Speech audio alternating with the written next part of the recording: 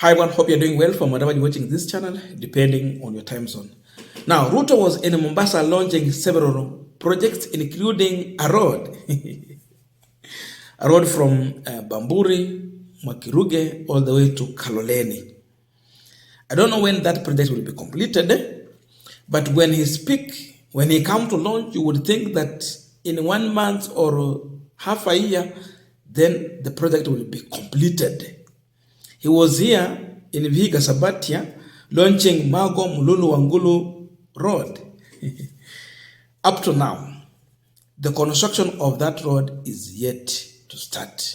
If I get time, I will go and take a video to show you just the area so that you can know exactly what is happening on ground. So he has resorted to just coming out to launch projects in his name so that when you pass there, you'll see this road was launched by His Excellency William Samoei Ruto. But there is nothing on the ground. So he was in Mombasa, maybe doing the same or something different. We'll give it time to see what happened. But after Ruto finished launching the project, he proceeded to releasing another campaign album full of hot air promises. He was spreading lies in Mombasa. But if you look keenly on a video that has leaked out, you're going to realize that youth in Mombasa did not give their time to William Samoei Ruto. They were busy engaging in their business. Those who were working, busy on their direction, they were going. No one was listening to Ruto. And those who got time to listen to him, they replied to him openly and told him that he's telling lies. Wongo, you see, like that. Someone is just shouting from the background, Wongo, yet Ruto was addressing the youth on several issues. And this was just the situation in Mombasa. You can see the rejection and the feeling among the youth to what William Ruto promises. What is this? Vile tulipitisha budget juzi, kila ward tutakuwa na ICT hub. Kila ward tutakuwa na ICT hub, vijana 300 ama 500 kwa kila ward, tuwafundishe mambo ya kompyuta na tuwapangie ajira ya digital jobs. Hii vijana mko tayari kwa hiyo digital jobs? Mko tayari? Wabunge wenu mfanye kazi na wabunge wenu mfanye kazi. Now, we are continuing this panel discussion, but just a quick request. For those who are watching and you have not yet subscribed, please consider subscribing. To our returning subscribers, I must say thank you so much. And again, to all our viewers, please give this video a thumbs up. Thank you so much, and back to this discussion. Now, Ruto said that they are going to open ICT hub in each and every ward. So the youth have to work together with the member of parliament and the MCS so that they can get access to computer technology and start digital jobs. He's still promising, but the youth did not agree with him. They could not stomach lies. They ended up telling him Wongo. I'm wondering how this is going to be possible when, for example, just from my home here to, there is a school here, at Tibet. If you go in that school, there's not even internet. What they have even is limited. If you want to have such a thing and it become a success, then there should be supply through fiber. Hakuna fiber hapa. Internet ni poor. Then you're talking of digital jobs. When even those colleges, they cannot have one of the best internet where youth are going to tap technology. One was even here at one point launching a lab. It was all hot air. It's not serving even the students in the very college. The community has nothing to benefit from that. Then you're still talking about every ward I will open ICT hub. Those are Japa stories. So the youth in Mombasa, they had enough courage to tell off Ruto the truth.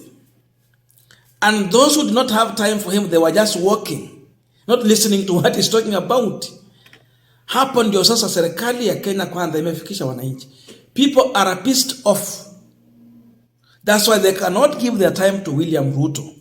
Wako busy na other engagement. And those who were there, they could not stomach lies. They could not continue to listen to the lies. They ended up facing off Ruto. Imagine the head of state. They faced him off with the truth. Uongo. Sasa hapa ndio Ruto amefikishana na Wakenya. This is to tell you that the youth are no longer fools. No one in this country is a fool. Hakika wajinga waliisha. And because of that, they have enough courage to understand and tell off when Ruto is lying to them. So it is obvious now, Kenyans are now getting used to William Samoei Ruto. And because they are getting used to him, they have enough courage to come out and tell him the truth.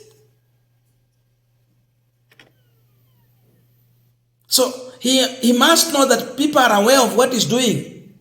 When he's lying, they can tell him wacha uongo. And the worst is that it is expensive to sell a lie. And again, you cannot sell a lie every time. You can do it for some time, but not every time.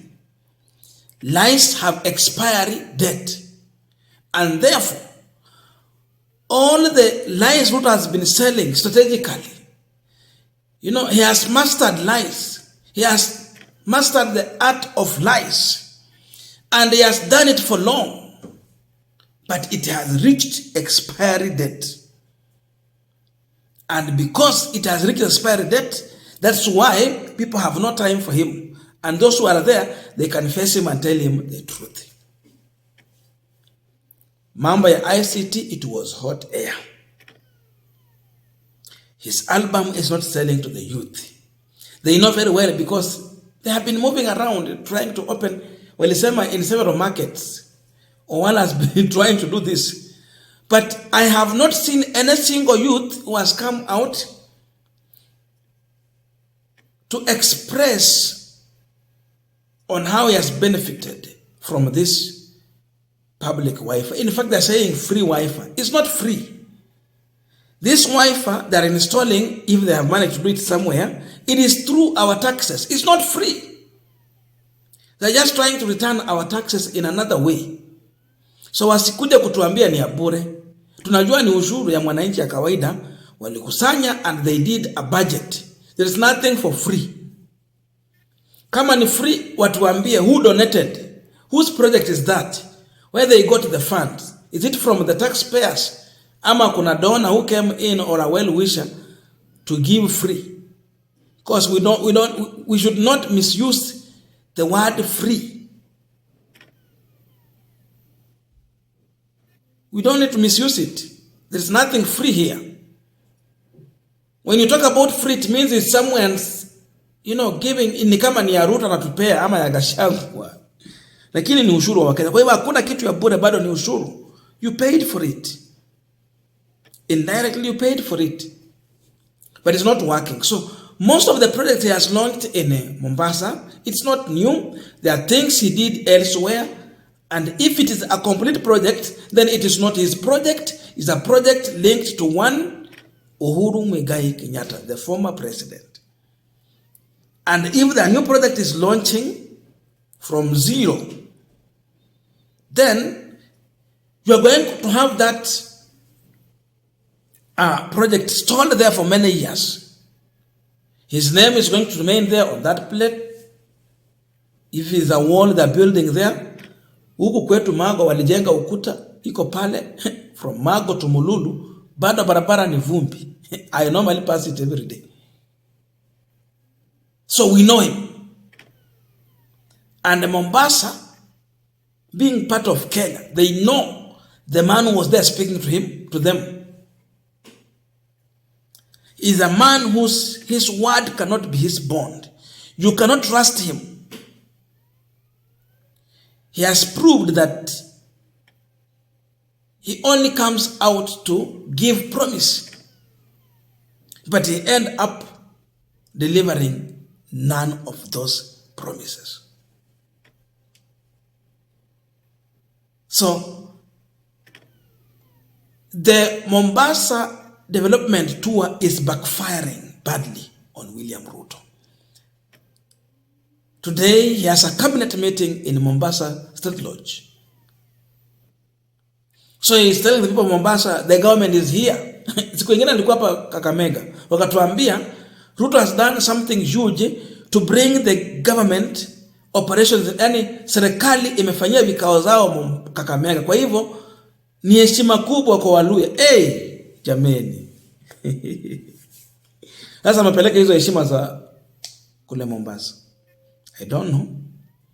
But I can tell you, Mombasa is a big no for William Ruto. His visit in Mombasa is backfiring. There is no warm welcome in Mombasa. This rejection. The situation was hostile for him. It becomes a hostile when people tell you the truth once you are lying to them. And that is what happened to Ruto.